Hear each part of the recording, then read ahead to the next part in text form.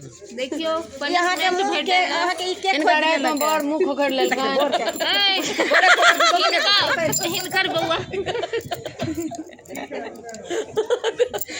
शर्मा गेलखिन कमल कमल रख देने फिर से कमल निकालकिन क्या निकालिए बात पर कमल क्या निकालकिन से पूछियो हां कमल के निकालिए लियो कहियो के ठंडा से मार्ग भ गेलै राजस्थान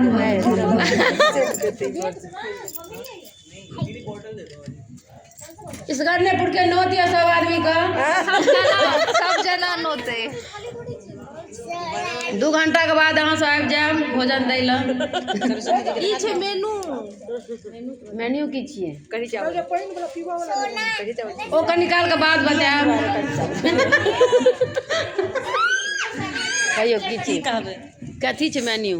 मेन्यू में कढ़ी चावल छै जे कि हमरा बड नीक लागल